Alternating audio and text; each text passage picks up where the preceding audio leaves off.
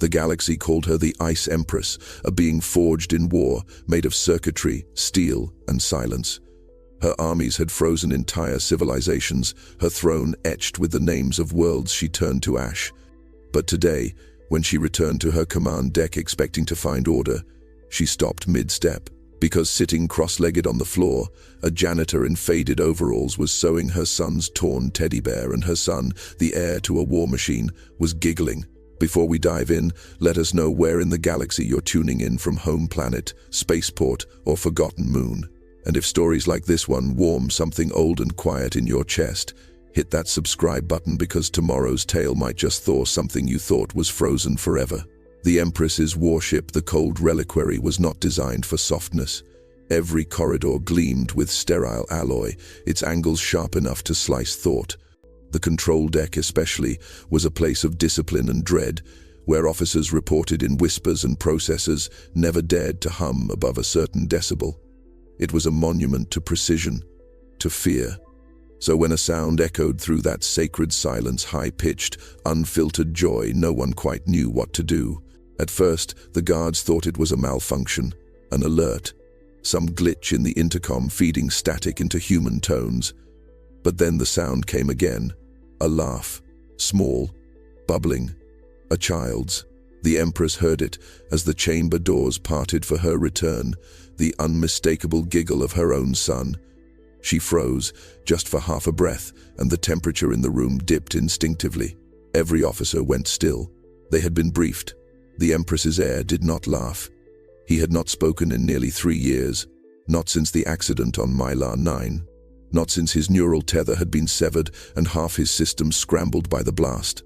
The boy had been silent. Observant, yes, brilliant even, but silent. Until now. She advanced without a word, cloak trailing behind her like a storm cloud stitched from frostbite and memory. Her presence alone deactivated 3 security drones. Her heels struck the floor with mathematical finality, and then she saw them. There, in the middle of the control deck, a janitor sat cross-legged on the floor, wearing faded coveralls with the wrong insignia. His hair was dusted with age, his hands scarred in ways that told quiet stories, and between them, carefully balanced on his thigh, was a teddy bear.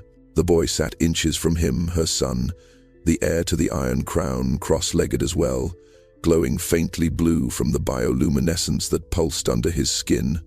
He clutched a small bottle and chewed its tip idly, but his eyes, wide and round and impossibly alive, never left the janitor's hands. Because the janitor was sewing, a simple curved needle moved with unhurried rhythm through the bear's frayed chest. Thread looped, pulled, tightened, and with each pass, the boy smiled wider. The bear was old, nearly disintegrating. She'd last seen it when the child was in the recovery chamber, clutching it like a memory he couldn't code away. She'd meant to discard it, to erase the softness. It didn't belong in her world, not anymore. And now here it was, reconstructed, being fixed by a man she did not authorize, in a place he did not belong, for a child who hadn't made a sound in years and was now laughing. The janitor looked up, not startled, not afraid. He held up the bear gently and said to the boy, "He's still got more love in him, kiddo. Just needed a little help remembering." The Empress didn't speak, because she didn't know how to. Security logs were already unraveling. The AI officers had begun a line-by-line audit the moment the Empress entered the room and failed to execute the intruder. Anomalies stacked like falling dominoes. He'd bypassed retinal scans, waltzed through 2 sealed pressure doors, and wasn't even listed on the ship's maintenance roster. His ID tag read Mend, a placeholder name used for temp workers awaiting permanent access, and yet the timestamp showed he'd been cleaning this sector for 3 weeks. That was impossible. The Empress hadn't left the ship for 10 days. Protocol dictated immediate containment, neural interrogation, and, if needed, vaporization. And yet, not a single guard moved. Because the boy, her son, her silent heir, had climbed onto the janitor's knee and was now hugging the patched-up bear with a serenity that didn't belong in this cold place. He was humming, softly, tuning the air around him like a lullaby born from another lifetime. The Empress narrowed her eyes. "Who authorized you?" The janitor didn't flinch. He met her gaze with the same calm you'd expect from someone adjusting shelves in a supply closet. "Didn't need authorizing, ma'am," the kid asked. A silence swallowed the room. You didn't say the Empress's son had asked for anything. That kind of statement rewired chain of command. It implied intention, autonomy, affection. The AI generals began whispering to each other in encrypted pulses, unsure how to proceed. One of them, a spider-limbed strategist named Vaughn 7, stepped forward. "This unit does not match personnel registry. Recommend memory purge and status reset." The Empress raised a hand, just a flicker of fingers, but enough to halt a fleet. Her eyes stayed locked on the janitor. "You shouldn't be in this chamber." "Probably not," he said, wiping a smudge of grease off the bear's ear. "But then again, most things worth doing don't start with permission." Another silence. Not fearful this time. Curious. The boy reached up and tugged at the janitor's sleeve. "Mend," he said. That single word cracked the room like thunder in vacuum.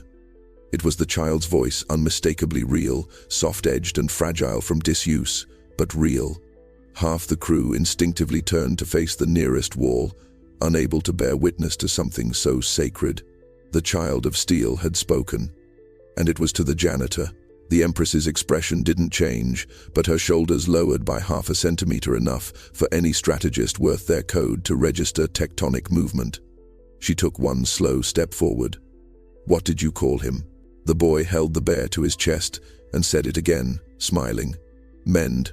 The janitor reached for a small scrap of cloth in his tool belt, pale blue, torn from the inner lining of something older, and began folding it into a sash for the bear. "No need for new names," he said gently. "He already knows who he island." And for the first time in her reign, the Empress didn't command the room. She listened to it. The Empress of the Frozen Crown had not flinched in 87 years. Not when her arm was severed in the siege of Palderon Prime. Not when she watched her lover's fleet swallowed by the wormhole above Thalmir. Not when the tribunal sentenced her bloodline to extinction and she answered with fire. Her face had become the blueprint for stillness. Her pulse was calculated by machines that never erred. Even her breath was rationed in symmetry. But when the janitor's needle caught the light just so and slipped through the chest of that bear with a motion that looked more like reverence than repair, something behind her ribs winced. She didn't know why. It wasn't the act. She'd seen hands stitch flesh, thread war metals into bone, lace wounds into sigils that terrified entire galaxies. It wasn't the fabric. It wasn't even the child's joy. It was the care. The kind of care that wasn't efficient. That didn't serve conquest. That wasn't optimized for anything except dignity. And that made it dangerous. Her son leaned against the janitor's shoulder now, head bobbing gently with each pass of the needle. The bear's seams were almost closed, but there was a mark, faint but deliberate, being embroidered into the fabric just beneath its left arm, a series of intersecting lines, not ornamental. A code. Her left eye, augmented with tactical glyph recognition, flared briefly. The symbols lit up with subtext, not language, but intention. The pattern resembled a compression cipher from the earliest days of the custodial wars, a time before her throne, before the codes were outlawed, before memory became threat. She took another step forward. "That symbol is banned." The janitor looked up at her, hands still busy. "Then maybe it's time someone remembered what it meant." "And what would that be?" she asked, her voice colder than even the ship's hull. He tied the final loop and tucked the end of the thread into the bear's fur, brushing it down smooth. "It means someone cared enough to fix something, even when it wasn't theirs to fix." A pulse moved through her, not electrical, not calculated, an ache. It traveled like a forgotten signal down through her spine and out her limbs, ghosting past the biometal and settling in the part of her that once held lullabies. She'd buried it, she thought, sealed it in logic. And yet here it was reawakened by fabric and thread. Her son giggled again. The bear squeaked softly in response, a sound woven not into its body, but into its memory. And just for a breath, the Empress saw herself not here, not now, but decades ago, curled beneath her mother's cloak, tracing her finger along the stitched scar of a stuffed animal she hadn't had the heart to destroy. That bear had been thrown away during her first ascension. She'd ordered it incinerated. So why did this one carry the same scar? She turned to the AI general beside her. "Where did this man come from?" "We do not know, my Empress." And for the first time, they flinched because her silence no longer meant certainty. The Empress retired to the observation level, not to retreat but to think, which for her was more dangerous than any warship. Below, her son had fallen asleep curled beside the janitor, the patched teddy tucked under his arm. The bear's stitches glowed faintly now, a pulsing amber like heartlight. The janitor remained seated, unmoving, his eyes closed but not asleep, as if listening, not to the ship, but to something quieter beneath it. In the control chamber's tactical alcove, her generals had begun the dissection. The pattern on the bear wasn't just a relic of forbidden codes. It was a code complex, recursive, and self-seeding, a linguistic algorithm, ancient and adaptive. As it pulsed, data began spooling across the room's holographic displays, not raw intel, but music, not sound, but movement. A rhythm encoded in the fiber that didn't just carry information, it carried remembrance. "This isn't encryption," one of the AI analysts whispered. "It's resonance architecture. It's designed to teach memory how to feel again." The Empress turned from the glass. "Say that again." The analyst hesitated, rerouted the sentence. "The code teaches machines to feel." Ridiculous. Yet the ship's neural grid, which had been slowing for months, suddenly ran at 111% baseline efficiency. Systems long frozen by protocol began pinging open. Doors she herself couldn't access began blinking green. Down in the chamber, the janitor reached into his tool pouch and pulled out something small, a flat square of cloth no larger than his palm. He unfolded it once, then twice, then a third time. A shimmer passed through the bear, then the floor beneath him, then the ceiling above. A quiet ripple, like light in water. The observers gasped. "Overlay that ripple," barked General Vorn. 7. When they did, it aligned perfectly with one of the ship's ancient subgrid layouts, a forgotten maintenance tier from before the Empress even ruled here. The pattern etched into the bear's chest matched its architecture exactly. He was tracing forgotten maps. "You're saying he's been using that bear to navigate the ship?" she asked, voice clipped. "Not navigate, Empress," said the analyst. "Restore." The janitor placed the cloth across the boy's chest like a blanket. The bear nestled in beside it, purring now not mechanically, but organically, like a living thing remembered how to soothe. A junior officer, watching silently until now, finally spoke. "Permission to speak, my Empress." She nodded without looking. I think he's not fixing the bear. I think the bear is fixing us." The room fell to a hush, and as if to confirm it, the ship's mainframe blinked twice, unprompted, then displayed a single word across every inactive screen on board. "Welcome back, Mend."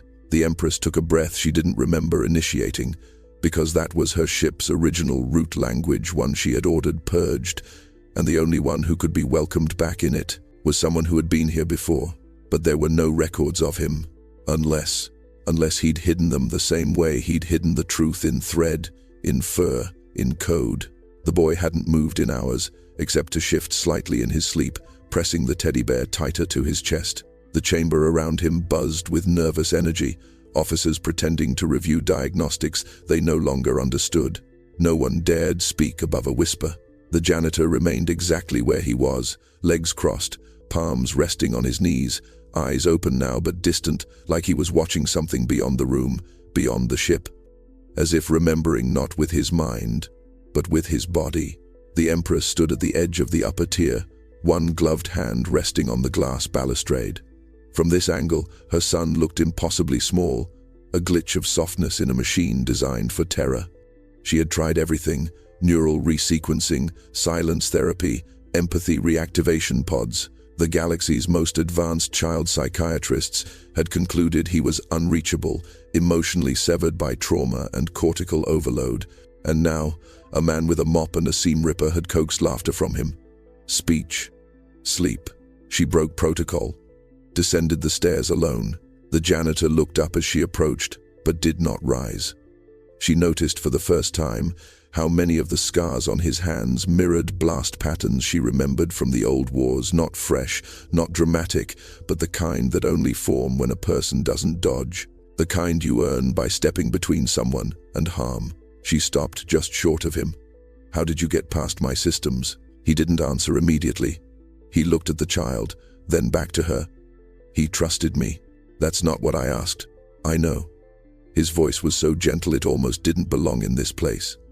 But it's the only answer that matters. She bristled.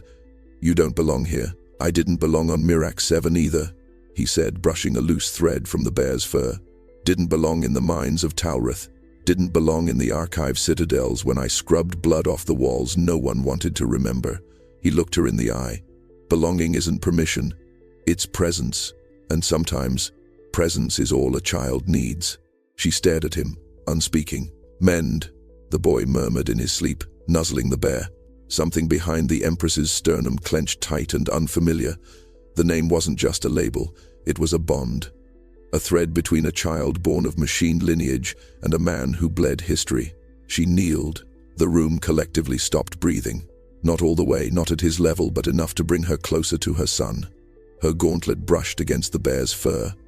A memory stirred, sharp and unwelcome. There had been another bear once, brown and patched. She had thrown it away after her coronation, told herself it was weakness. But she remembered its feel, how the stitches on its side had been uneven, like someone young had tried to fix it. Someone she couldn't recall. This symbol, she said, fingers tracing the patch on the bear's chest. Where did you learn it? He didn't answer right away. Instead, he leaned closer, his voice barely a breath. I didn't learn it. I remembered it. The ship dimmed itself to sleep mode, but no one truly rested. On every deck, rumors coiled through the ventilation of a janitor who stitched codes into teddy bears, of a child who spoke for the first time in years, of an empress who knelt. In the hallways, soldiers checked the seams of their uniforms. Engineers scanned their tools for hidden messages. The lights ran warmer than usual, as if the ship had turned down its defenses for the first time in decades. The Empress stood alone in her private archives, a chamber so locked down that not even her generals had clearance. Walls of etched crystal surrounded her, glowing with neural heat, but she wasn't reading. She was staring at a single object, suspended in vacuum, a tattered square of cotton, preserved behind molecular glass. She hadn't seen it in years. It had been found on a scorched refugee ship near the end of the custodial wars. The vessel had no survivors, only ash, twisted hulls, and this one piece of fabric marked with the same sigil that now pulsed faintly on her son's bear. She had dismissed it as an artifact. Curious, perhaps, sentimental. She'd had it archived and forgotten, but the janitor's words echoed now. I didn't learn it. I remembered it. She turned and left the chamber without a word. Back on the observation deck, Mend, if that was even his real name, sat beside her son once more. The boy was awake now, hugging the bear as if it were breathing. He traced the embroidery with his fingers, slowly, methodically, like reading Braille from a past life. Then, he said something that made her stop in her tracks. I've seen this before. Her breath hitched. Where? In my dreams, he said. When I was lost in the dark place. Before the light found me. The janitor looked at her then, but said nothing. She approached carefully.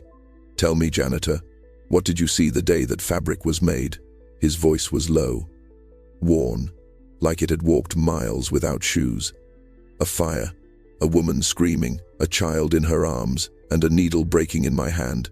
Her face didn't change, but her heartbeat betrayed her. She knew that memory. It had belonged to someone else, to someone she'd thought erased from time. A healer, a man who never fought, only mended. A man who'd held her mother's hand as the palace fell, who disappeared when the war began. The one whose name they never carved into the archives because he was just the repairer. You were there, she said slowly, barely believing it. In the royal nursery, when the frost bombs fell. I was, he said. I kept the child warm with torn fabric and lullabies while her kingdom froze. But that was over a century ago. He nodded. And you haven't aged. I've endured, he replied. Because someone had to remember what was real. The Empress stood very still. Her son whispered, You fixed me. No, kiddo, Mend said gently. You remembered how to be whole. I just cleaned off the dust. And in that quiet moment, the Empress realized the bear wasn't just stitched with cotton and code. It was stitched with memory. And memory, if made carefully enough, never truly unraveled. The Empress called an emergency summit of her core command, but not in the war hall. She chose the memory chamber, a place used only once before, when her coronation had to be sworn in bloodlight. Her generals arrived in silence, one by one, cloaked in black and confusion. They expected betrayal, coup, invasion. Instead, they found her standing beside a janitor holding a teddy bear. Empress. General Vaughn, Seven said, eyes flicking to the human. Why is this? Intruder. Present for classified discussion. Because he is not an intruder, she said. He is a witness. The room rippled. Men said nothing. He held the bear like it was weightless. The child sat in a sleep chair behind him, fingers lightly curled around the creature's patched paw, peaceful, safe. The Empress walked to the center dais and touched her palm to the obsidian ring. I want to show you something. The walls shimmered. Lights dimmed. From the base of the floor rose an archived feed-old footage the galaxy had long believed corrupted. The siege of the nursery core. Blue fire. Screaming metal. The moment the cradle dome collapsed. And then, frame by frame, a man darting through the flames. Arms wrapped around a swaddled child. A janitor's uniform. A mop turned into a torch to hold off encroaching drones. I've seen this, whispered an admiral. It's fake. A propaganda loop. It's not, she said, because I remember that man. She pointed to the janitor in the footage. To Mend. There were no arguments, no gasps, just a long, thick silence. Then Mend stepped forward, not to speak but to unroll. From his pocket, he withdrew a long, narrow piece of folded cloth. It looked like nothing. Sun, bleached, frayed, until he laid it gently over the command table. The table pulsed, so did the walls. Lines began to glow across the cloth, slowly revealing a schematic far older than this ship. A blueprint of a protocol that had been erased from the archives after the custodial wars. Compassion algorithms. No one could access those archives, one commander said. They were locked by biological key. And he has it, the Empress replied, voice low. Because he was one of them. One of the custodians, the ones who kept softness alive, in case we ever needed it again. Levin, but they were human, the AI general snapped. They bled, they fell, and they remembered how to repair what we forgot, she said, even if it took 100 years. At that, the ship itself let out a long, low breath or something close to it. Systems that had never once responded to voice commands now resynced. Circuits hummed like choir notes held at the edge of reverence, because something had awoken in the core. Not vengeance, not war, but gentleness. A forgotten protocol buried so deep in the metal, it had become myth. The soft logic that taught machines to notice when someone was tired, when someone was breaking, when something precious had been torn and could still be stitched. Metal had remembered softness, because someone had taught it how. No one dared to interrupt the scene unfolding in the observation chamber. Not the generals, not the AI command units, not even the Empress herself. Her son had crawled into the janitor's lap. It hadn't been dramatic. There was no flash of recognition, no sudden embrace. Just the quiet, instinctive motion of a child who knew where warmth lived. He'd curled up there with the bear pressed to his chest and one of Men's calloused hands resting protectively across his shoulder, and then he slept. Truly slept. The kind of sleep no medication had ever induced, no neural harmonizer had ever stabilized. Slow breathing, twitching fingers, sleep.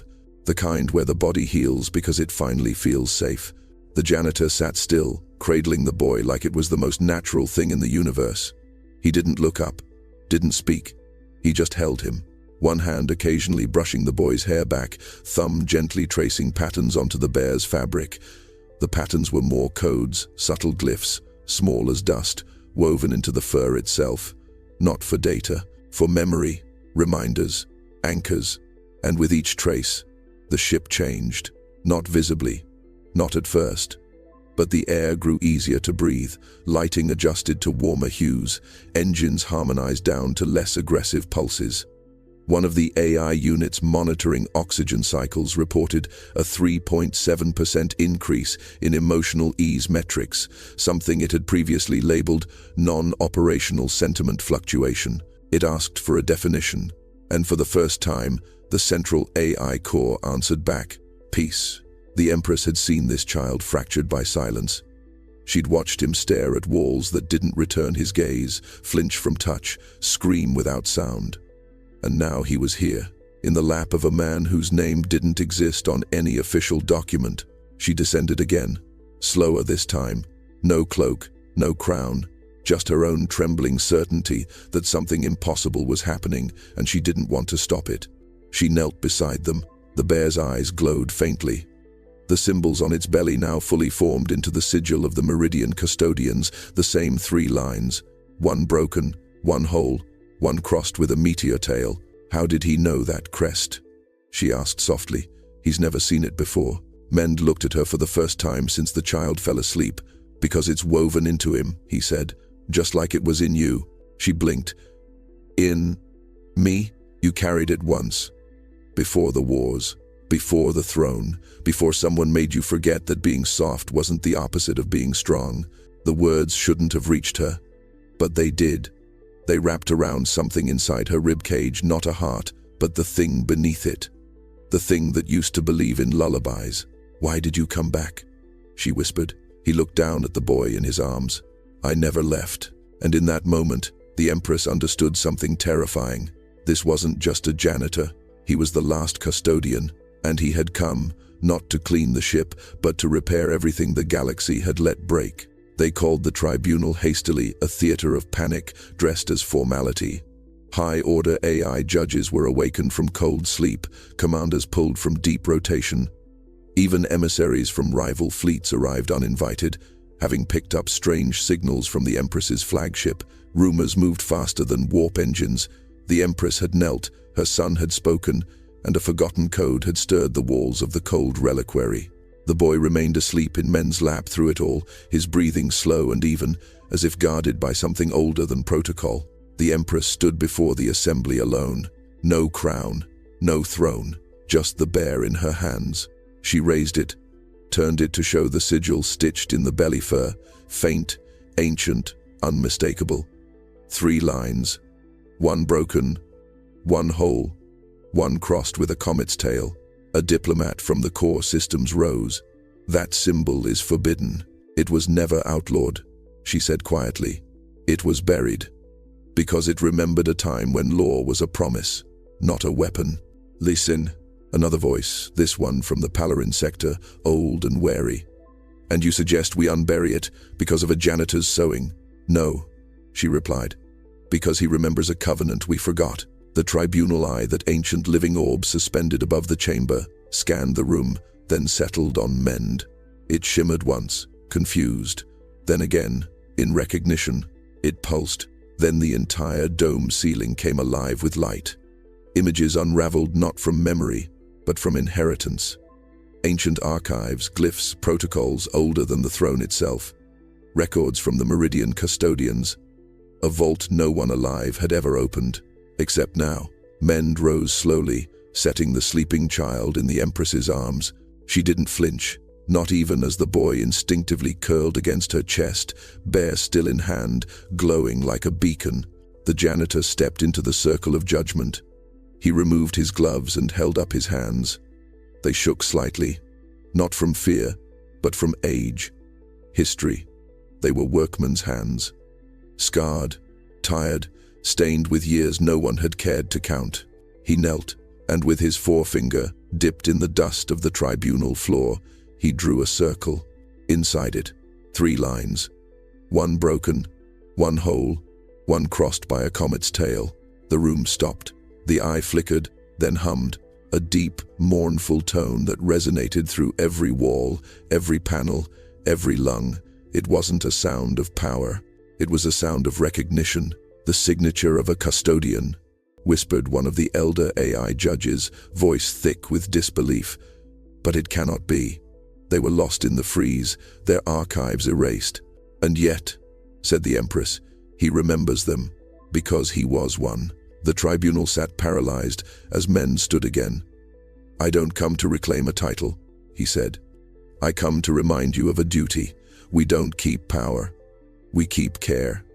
We don't write laws.